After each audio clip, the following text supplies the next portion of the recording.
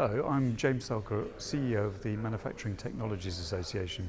We run the MACH show, which happens every 2 years at the NEC in Birmingham. Next one is in April 2020. We are really excited to have started this relationship with the University of Wolverhampton, in particular the Formula 3 racing team. We believe that both parties can get an awful lot of benefit. University, for example, getting much more exposure through the MACH show and our other communications to the industry, both our industry and the wider manufacturing industry in the UK.